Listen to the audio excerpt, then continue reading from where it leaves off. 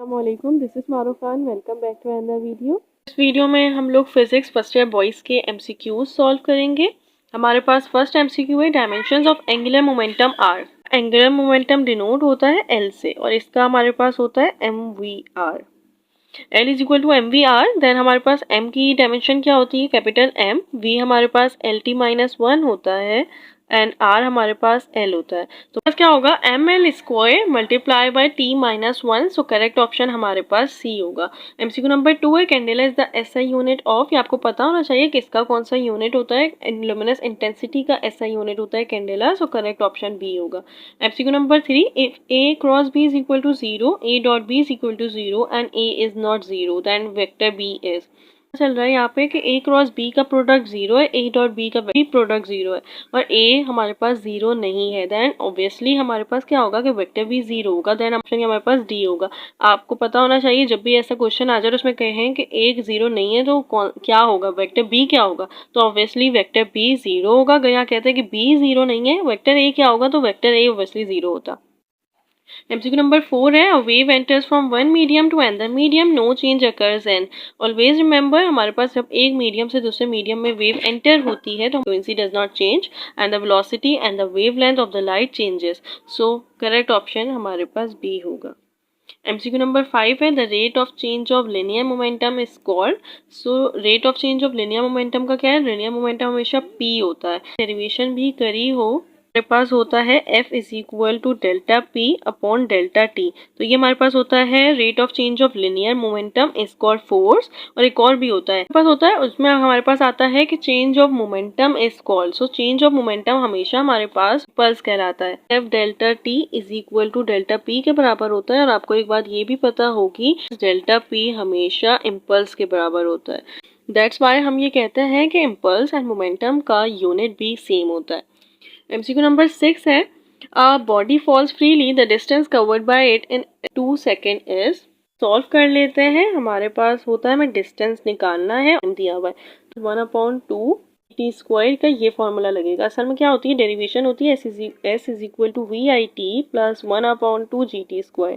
अब जब वो फॉल फ्रीली हो रहा है तो इनिशियल वेलोसिटी जीरो हो जाएगी, तो मल्टीप्लाई बाय जीरो, तो फिर हमारे पास ये फॉर्मूला लगता है। अब हमारे पास S is equal to 1/2 G T square, तो हमारे पास यहाँ पे ग्रेविटी हम क्या लेंगे, 10 लेंगे, मल्टीप्लाई बाय 2, यहाँ पे 4 आ जाएगा और फिर मल्टीप्लाई बाय 2।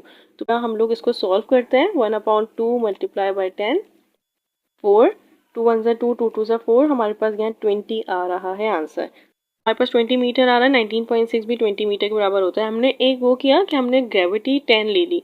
ग्रेविटी अगर हम 9.8 लेते, और आप कैलकुलेटर से इसको सॉल्व कर सकते हैं, आपको कैलकुलेटर अलाउड होता है, तो आपके पास 19.6 ही एग्जैक्टली सेम आंसर आएगा। सो करेक्ट ऑप्शन ये हमारे पास बी होगा। एमसीक्यू नंबर 7 है, the speed of sound in vacuum is. Always remember, vacuum में स्पीड ऑफ साउंड जीरो होती है। करेक्ट ऑप्शन ये हमारे पास डी होगा। एमसीक्यू नंबर 8 है, the speed of the sphere of simple pendulum is maximum. Speed जो स्फीयर की सिंपल पेंडुलम में होती है वो मैक्सिमम होती है मेन पोजीशन पे। मैं आपको बता भी देती हूँ फॉर्मूले से कि क्यों। ये फॉर्मूला होता है speed of sound and simple pendulum. हमारे पास मेन पोजीशन पे हमारे पास डिस्प्लेसमेंट ऑफ पार्टिकल जीरो हो जाता है। दैट्स व्हाई हम यहाँ कहते हैं कि v is X naught Y square. अब स्क्वायर से और रूट कट जाएगा, हमारे पास वेलोसिटी जो मैक्सिमम आई है वो इसके बराबर है। मैक्सिमम वेलोसिटी होती है मेन पोजीशन पे, क्योंकि मेन पोजीशन पे displacement of a particle zero होता है। और अगर हम बात करें कि मिनिमम किस पे होती है, मैक्सिमम तो मेन पोजीशन पे हो गई और वेलोसिटी मिनिमम किस पे होती है, तो वेलोसिटी हमेशा मिनिमम होती है एक्सट्रीम पोजीशन पे। सो यहाँ पे करेक्ट ऑप्शन क्या होगा, इस मैक्सिमम पूछा हुआ है तो मेन पोजीशन हम करेक्ट ऑप्शन। एमसीक्यू नंबर 9 है, the length of the astronomical telescope is. The distance between objective and the eyepiece is called the length of the telescope. So हमारे पास कुछ डिस्टेंस है, एफ ऑब्जेक्ट का है और F E आई piece का है। सो ये हमारे पास क्या होगा, ये हमारे पास लेंथ ऑफ टेलीस्कोप होगी। अगर यहाँ F1 प्लस F2 करके भी दिया होता तब भी वही आंसर होता। सो करेक्ट ऑप्शन ये हमारे पास बी होगा। एमसीक्यू नंबर 10 है, if two convex lenses of same focal length F are placed in contact then the focal length of their combination will be. होगा 1/f इज इक्वल टू, यहाँ पे हमारे पास dash आ जाएगा 1/f प्लस 1/f।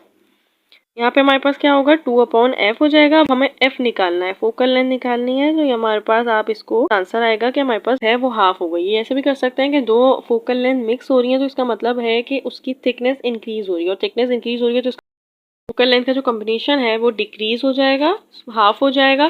सो correct option हमारे पास D होगा।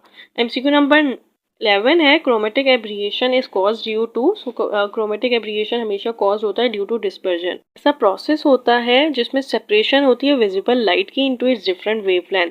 Like best is demonstration by using a prism, जिसको हम लेंस भी कहते हैं अपने केस में, तो इसलिए हम कहते हैं कि क्रोमेटिक एब्रिएशन कॉज होता है due to dispersion. MCQ number 12 है, two forces which are equal in magnitude but opposite in direction and not acting along the same line are called। आपको पता होगा कि ये कपल की डेफिनेशन है कि वो फोर्सेज जो इक्वल होते हैं मैग्नीट्यूड में लेकिन उनकी अपोजिट डायरेक्शन होती है और सेम लाइन पे ही एक्ट भी कर रहे होते हैं, तो वो हमारे पास डेफिनेशन होती है कपल की। MCQ नंबर 13 है, work done by a force of 10 newton applied to the direction of motion up to 20 metre is. So आपको पता होना चाहिए वर्क डन FD होता है, फोर्स को मल्टीप्लाई कर दें आप डिस्टेंस से तो आपके पास 200 जूल आ जाएगा। करेक्ट ऑप्शन ये हमारे पास सी होगा, ये बहुत इजी था। MCQ नंबर 14 है, a car is travelling at a constant speed of 20 metre per second round the curve of radius 100 metre, its acceleration is. So ये हमारे पास गलत डला हुआ है, यहाँ पे हमारे पास 0 होगा करेक्ट ऑप्शन। क्यों? क्योंकि हमारे पास यहाँ कांस्टेंट स्पीड है। जब कांस्टेंट स्पीड आ गई तो यहाँ पे एक्सेलरेशन प्रोड्यूस ही नहीं होगी और 0 होगी, क्योंकि वो कांस्टेंट स्पीड से कर रहा है, क्योंकि एक्सेलरेशन होती है rate of change of velocity.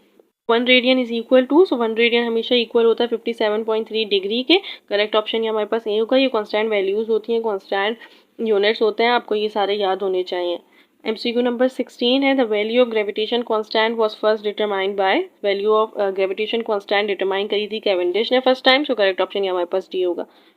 MCQ number 17 है, आई डॉट जे क्रॉस के इज इक्वल टू। आपको ये आई जे हमारे पास के बराबर होता है, तो यहाँ जे के किसके बराबर होगा, आई के। तो यहाँ हमारे पास क्या हो जाएगा, ये हमारे पास हो जाएगा आई dot I, and dot product हमेशा 1 के बराबर होता है। अगर यहाँ क्रॉस होता तो वो फिर 0 होता, लेकिन यहाँ पे डॉट प्रोडक्ट है, तो यहाँ पे डॉट प्रोडक्ट है, तो यहाँ पे हमारे पास क्या होगा, I dot I is equal to 1। So correct option ये हमारे पास बी होगा। That's it. If you have any query regarding these CQs, so let me know. Inshallah, I will tell you and solve your query. And if you like this video, then share with your friends too. Allah Hafiz.